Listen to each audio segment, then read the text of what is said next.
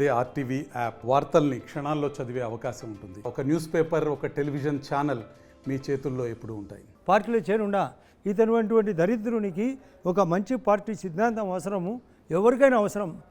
అసలు ఫాస్ట్గా పోయేటప్పుడు వెహికల్లో, 4 వీల్ వెహికల్లో సీట్ బెల్ట్ అవసరం, 2 వీలర్లో పోయినప్పుడు హెల్మెట్ అవసరము. రక్షణ కోసము ఇటువంటి దరిద్రుని ఎదుర్కొనే దానికోసం ఒక మంచి పార్టీ అవసరం ఉందని నేను పార్టీలో చేరినాడు కూడా.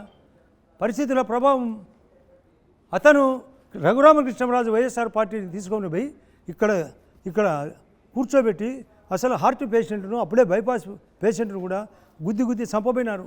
అటువంటి క్యారెక్టర్ ఉండే ఈ జగన్ రెడ్డి కోసం ఈ రాష్ట్రంలో ఒక కాపాడే జై శ్రీరామ్ పార్టీ భారతీయ జనతా పార్టీ. కాబట్టి నేను ఆలోచించే చేసిన. ఆదినారాయణ రెడ్డి గారు, ఓకే, మీరు కాంగ్రెస్లో ఉన్నారు, గెలిచిన 3 సార్లు కూడా జమ్మలమడుగు నుంచే గెలిచారు. వైఎస్ కాంగ్రెస్ నుంచి కానీ, లేదంటే ఆయన కుమారుడు వైసీపీ నుంచి కానీ అక్కడ నుంచి గెలిచారు. తర్వాత మీరు టీడీపీలోకి రావడానికి కారణం ఏంటి? అసలు లోకల్ బాడీ ఎలక్షన్లు జమ్మలమడుగులో మేము వైఎస్ఆర్ పార్టీ తరఫున 9 కార్పొరేషన్లు, 11 టీడీపీ గెలిచింది.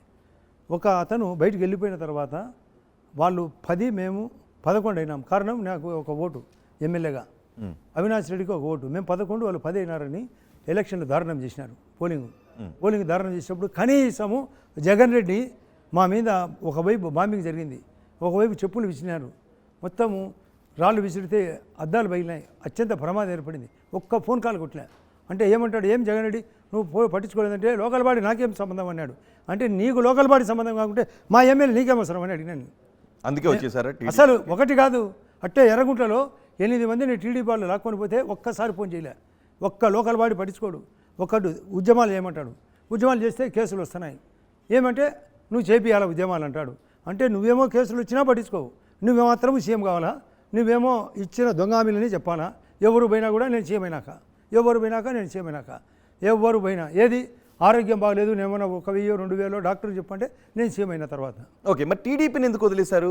1% కంటే తక్కువ వచ్చిన బీజేపీలోకి ఎన్నికల తర్వాత నేను అడిగింది అది కాదు. మీరు టీడీపీలోకి వచ్చారు, ఆ తర్వాత టీడీపీ 23 సీట్లతో ఓడిపోయినప్పటికీ కూడా 39% పైబడి ఓట్లను సాధించింది. కానీ 1% కంటే తక్కువ ఉన్న బీజేపీలోకి ఎందుకు వచ్చేసారు? అసలు ఇప్పుడే ఆయన క్వశ్చన్ కూడా అడిగినాడు.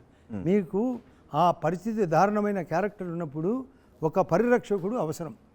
ఆ పరిరక్షణ బీజేపీలో చేరిన తర్వాత కూడా నన్ను చిట్టోలు క్వశ్చన్ అడిగితే దీనికి మరొక రక్షణ అవసరమని కోర్టుకు పోవడం జరిగింది. ఒక పరిరక్షణకు తోడు పరిరక్షణ కావాలని. రక్షించుకోవటానికి రక్షించిన అసలు ప్రాణమే నిలబడే పరిస్థితి లేదు. దరిద్రుడు ఇదే పని, ఎవరినైనా ఏమైనా చేయాలనే దరిద్రుడు. మీ పైన ప్రాణహాని కలిగించే మామూలు కాదు, అప్పటికే ఎన్నో ఏర్పాటు చేసినాడు మిమ్మల్ని చంపడానికి. అసలు చంపడానికే కాదు, ఆ తర్వాత కేసులు ఎన్నో పెట్టినాడు నా పైన. మా ఊర్లో మేము ఎవరినో 2020 ఎలక్షన్లలో కిడ్నాప్ కేసు, ఎస్సీ కేసు పెట్టించినాడు. ఎప్పుడో జరిగిన కేసు. నారాయణ అనే వ్యక్తి పంచాయతీకి వస్తే నేను కిడ్నాప్ చేసినారని చెప్తే పోలీసులు తీసేసిన తర్వాత మళ్ళీ సిబిఐసిఐడికి వేసినాడు. ఒకటి కాదు, ఆయన సీక్వెన్స్ నా మీద మొదలుపెట్టినాడు. కాబట్టి ఇన్ని రకాలుగా ఆయన ఇబ్బందులు పెడతా అంటే, ఒకటి బీజేపీ పార్టీ, ఆ తర్వాత కోర్టు, ఈ 2 కలిపిన తర్వాత నేను బయటపడినా. కాదు, కేశవరెడ్డి విద్యా సంస్థల డైరెక్టర్ అయిన అల్లుని కాపాడుకోవడానికే మీరు బీజేపీలో చేరారనేటువంటి ప్రచారం జిల్లాలో ఉంది, వాస్తవేనా? అసలు ప్రచారం ఏంది? ఆ కేశవరెడ్డి తన దగ్గర ఉన్నాడు, జగన్మోహన్ రెడ్డి దగ్గర. ఆయన దగ్గర ఉంటే నేను మా అల్లుని కాపాడమంది. అతను ఎండీగా రిజైన్ కూడా చేసినాడు. ఎండీగా లేడు భరత్ రెడ్డి, అంతా వాళ్ళ నాన్నే. ఆల్ ఇన్ వన్ చైర్మన్ ఆయనే, ఎండీ ఆయనే. ఆయన లేడు కదా, మీరు కనుక్కోండి. మీరు ఇంకా భరతిరెడ్డి ఉన్నాడు అనుకుంటున్నాడు. భరతిరెడ్డి ఎప్పుడో రిజైన్ చేసినాడు. దానికి ఆ కేశవరెడ్డి స్కూల్కు సంబంధమే లేదు, విడిపోయినాడు కూడా. ఓకే, కూతురు అనాథగా ఒక సింగిల్ బెడ్రూమ్లో ఉంది ఇప్పుడు. నేను నా దగ్గరికి రమ్మంటే రాదు, వద్దులే మేము ఎట్లా ఒకట ఆనవాయితీగా పోతాం ముందుకంటే, నా దగ్గర రమ్మ మా ఊరిలో చేరంటే కూడా వద్దని ఆమె పాపం అనాథగా ఉంది. మీరు కనుక్కోండి కావాలంటే.